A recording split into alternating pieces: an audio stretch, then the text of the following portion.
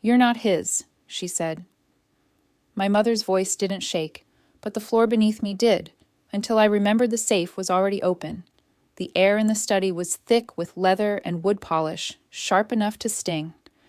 I stood near the threshold for half a second too long, letting the cold seep through the soles of my shoes before I stepped in. Every eye turned, some curious, others annoyed. Late, Lena. Always a few steps behind. But none of them knew how far ahead I already was. They'd dressed the room like a theater. Dark velvet curtains pulled halfway. A long oak table polished to an obsessive shine.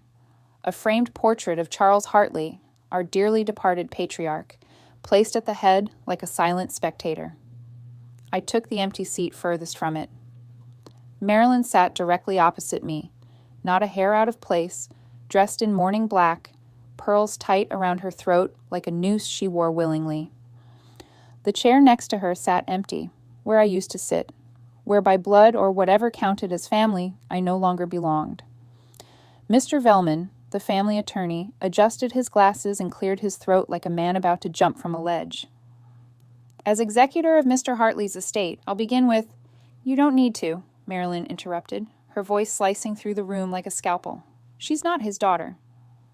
Silence fell so hard it left bruises. I didn't blink. "I said it's not necessary," she repeated, calm and deliberate. "We've clarified with the attorney. She doesn't inherit anything. She's not entitled." Mr. Velman coughed. A bead of sweat clung to his brow.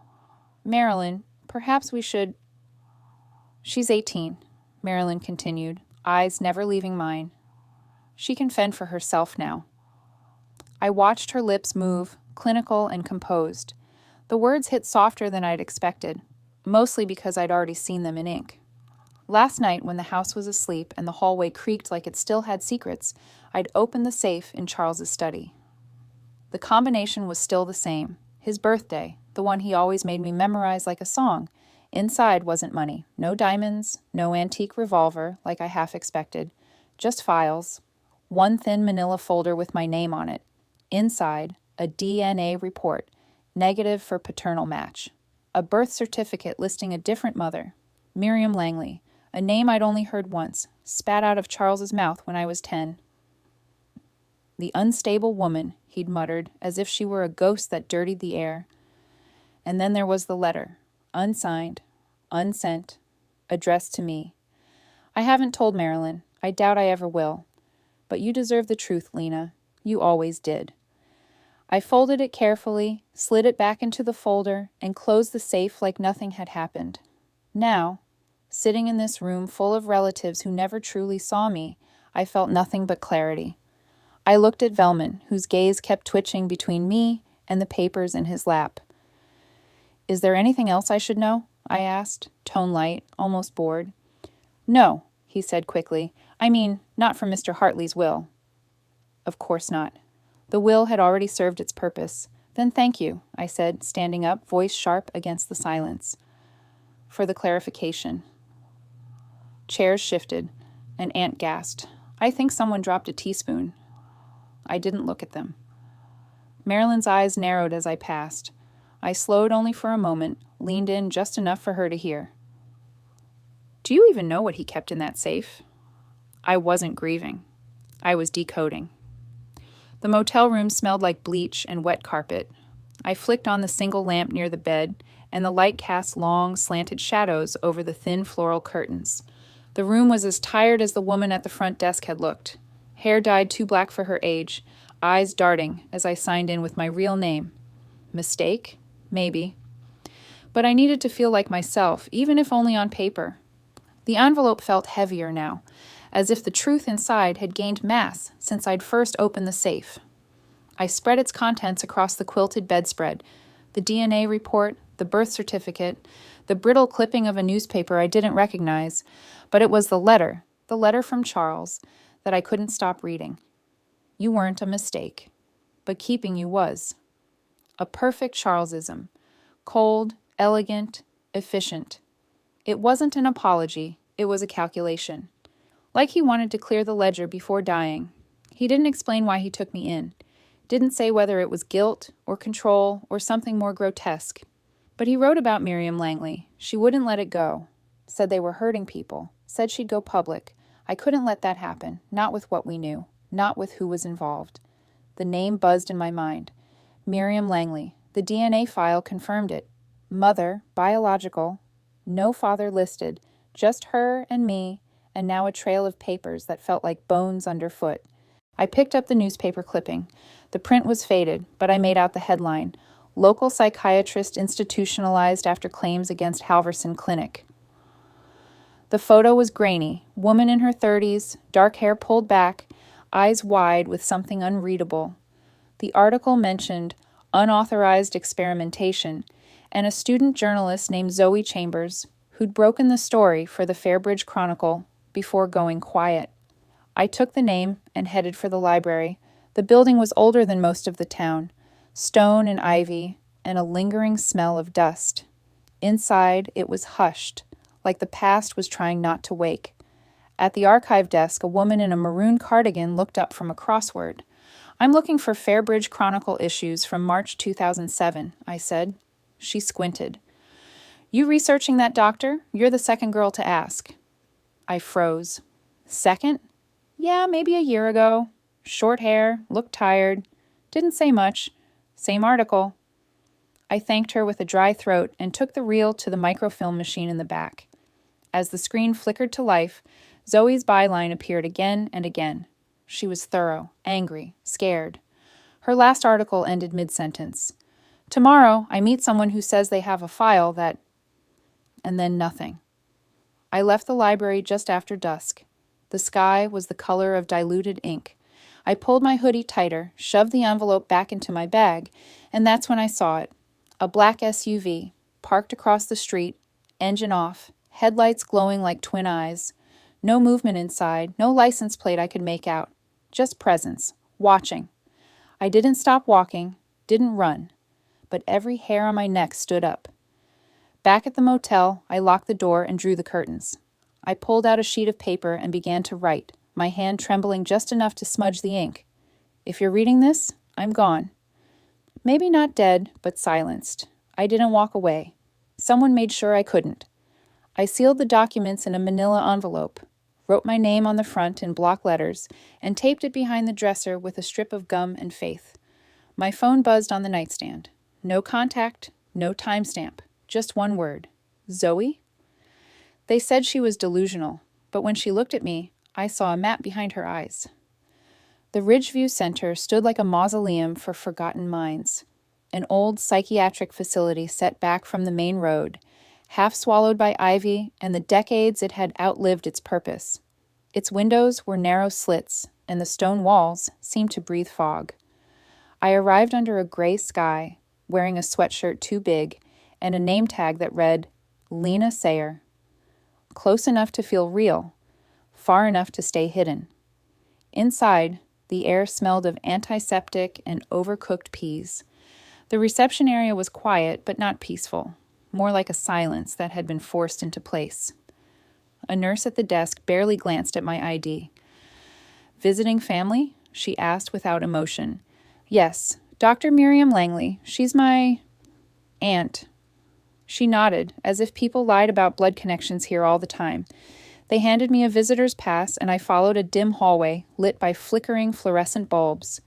Every step echoed.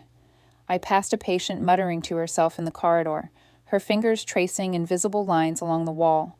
She turned as I passed and whispered, They come back when the lights flicker. I didn't ask who. Room 214 was at the far end, past a set of double doors that moaned when they opened.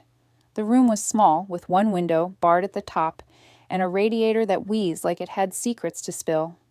She sat in a plastic chair, legs crossed, hands resting in her lap. Dr. Miriam Langley. Her hair was silver at the temples, pulled back in a braid that had frayed. She stared out the window like the clouds held more meaning than the walls around her. At first she didn't look at me. I sat down slowly, letting the silence thicken. Do you remember Zoe Chambers? I asked quietly. Her body tensed. She turned. And in that instant, eyes locking onto mine, it felt like something ancient clicked into place. Zoe was brave, she said, voice hoarse but precise. Too brave. She asked the right questions. That made her dangerous. You met her? Twice. She brought copies of my original reports, said she was going to publish everything. After her second visit, they moved me to this ward and doubled my medication. Her gaze darkened. Then she vanished. I swallowed hard. They erased her? Like they erased me, she said. Like they've done to dozens of women who knew too much or refused to stay quiet. Her hand trembled slightly, then steadied. You're next if you're not careful. They don't like patterns repeating. I shifted forward. Who are they exactly? Her eyes flicked toward the ceiling. A camera lens blinked red, then stopped. Halverson, the board, Charles. They called it wellness. It was programming, for women who didn't fit. I wanted to ask more, but the door opened behind me. A woman stepped in, lean and calm. Her badge read, Camille Rowan. Time's up, she said softly. But she didn't usher me out right away. Instead, she helped Miriam to her feet and walked us both down the hall. As we passed the nurse's station, she slipped something into my hand, a folded piece of paper. I kept walking like nothing had happened. Outside the ward, she paused. Harper Vance, she said, almost inaudibly. She's still looking. The name rang like a bell I hadn't realized was already ringing. I turned to say thank you, but Camille was already walking back inside. At the door to the exit, Miriam stopped and reached for my hand. Her grip was frail, but her voice was iron. Your father was never supposed to adopt you, she whispered. He stole you, to silence me. The world seemed to tilt, even though my feet stayed planted. I didn't cry. There wasn't time. Camille reappeared at the end of the hallway. Her eyes swept the corridor, then landed on me. She spoke so low I barely caught it. Whatever you do next, don't come back here. They said I was the first to ask, but Zoe asked first. She just didn't survive it. The paper Camille had slipped me was creased and soft from years of being passed, hidden, maybe even prayed over. 3 words, scratched in blue pen, Harper Vance. Still digging. I stared at the name like it was a message from the dead.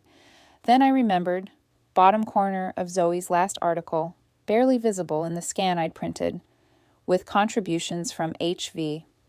It took hours of digging and a call routed through 3 burner apps to reach her. The voice that answered was cautious. How did you find me?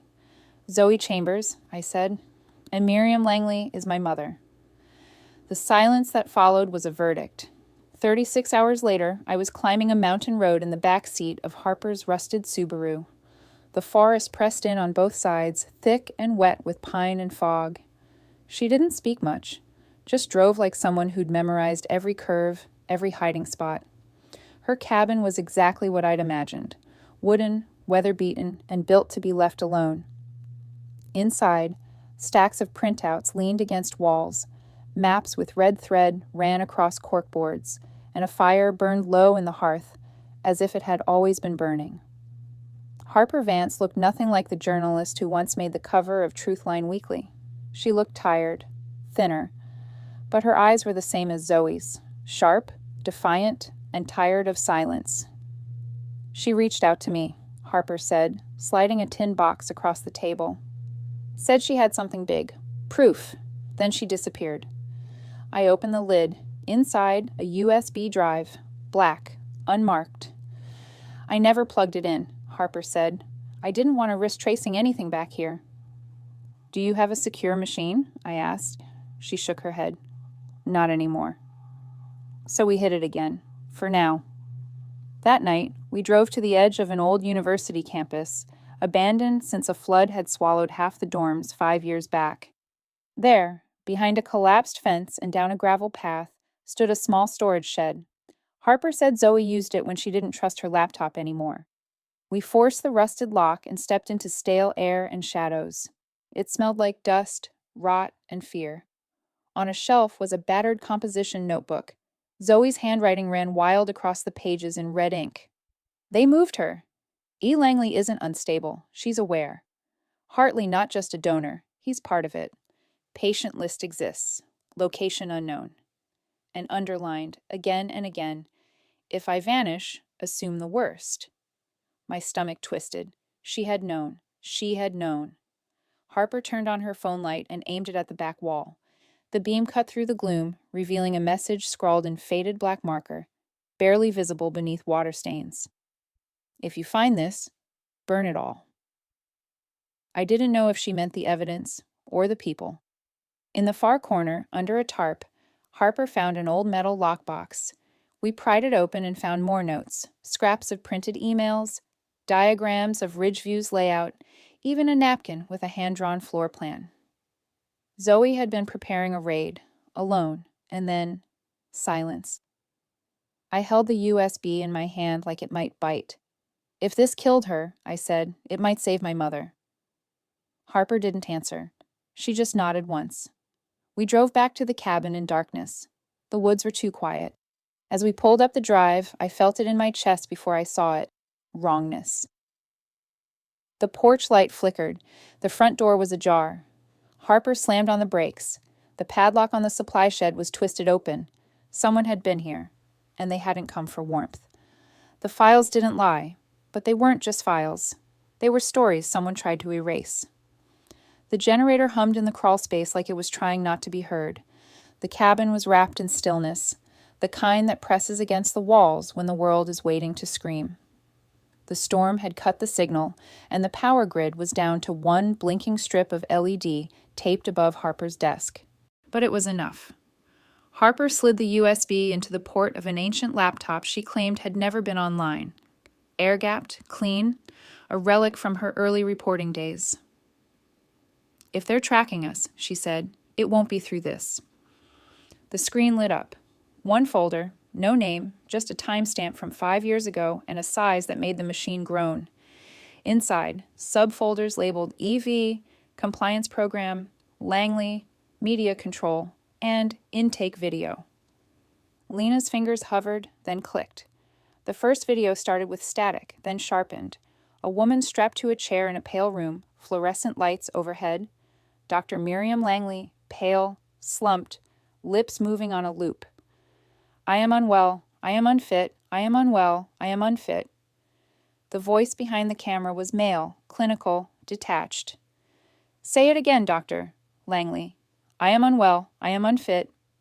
Lena flinched. The second file was worse. Dr. Halverson's voice, smooth as ice. Compliance is the new cure. Harper looked away. God. Next came the emails, an internal chain of cold decisions, each line a scalpel, from Charles Hartley to RH Operations Team, Subject EV. Subject EV remains a reputational threat. Sedation ongoing. Facility transfer not advised at this time. Recommend silence and strategic delay. Lena's heart stopped. Charles, her adoptive father, not just a donor, not just a bystander.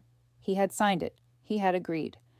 Harper clicked into a PDF, scans of Zoe's report. It had never been published. Patient lists, consent forms with missing signatures, session logs with behavioral failure marked in red, comments like overstimulated, resists narrative, non-compliant, dozens of names, most women, most marked transferred, some simply erased. This isn't just malpractice, Harper whispered. This is systematic human erasure. Lena didn't speak. She backed away from the desk and grabbed her notebook, flipping to the page marked Outlets. She began dividing the files into separate encrypted archives, each with a unique password. 6 folders, 6 targets. She uploaded them slowly through a portable modem connected to a private network she'd bought, with tips from her dishwashing job, a podcast on institutional corruption, a watchdog lawyer's encrypted Dropbox, a digital archive for whistleblower documentation, 3 more to investigative journalists she trusted only through rumor. Each file uploaded, one by one. Each time she hit send, something inside her grew quieter, and then she hit record. A simple microphone, a single beam of LED light across her face. They tried to silence the women they feared, Lena said calmly. They institutionalized them, drugged them, buried them. They erased one generation. I'm not afraid anymore. She sent the message alongside the final batch of evidence. Then silence. For a few minutes, the cabin was just breath and wood and the soft whir of the hard drive spinning down. Harper sat back, rubbing her eyes. "That was it," she said. "That was the move." Lena nodded, even as her chest tightened. The quiet now felt less like relief and more like a vacuum. Harper's phone buzzed. She looked down. Her face lost all color. The screen showed a numberless sender. The message was one line. "You should have stopped. The girl before her did. They erased her once. I wrote her name across the sky." 1 week. That's all it took. The podcast hit just before dawn, a voiceover of Miriam's slurred compliance, layered with Zoe's final audio log, and the damning email bearing Charles Hartley's signature. It was raw, unedited, and terrifying in its clarity. Within hours, hashtags were trending. News anchors stumbled over phrases like unlawful psychiatric detainment and institutionalized silencing. Then came the avalanche: articles, leaks, editorials with titles like "The Women They Tried to Erase" and "Hartley's House of Silence." By noon, the Halverson Foundation had locked its site. By evening, their executive board had been suspended pending federal investigation. The phrase "systematic behavioral containment" entered the public lexicon and would never leave again. And Charles? His grave became a national headline, the donor who helped disappear the truth. They couldn't indict the dead, but they could shame them into the annals of history.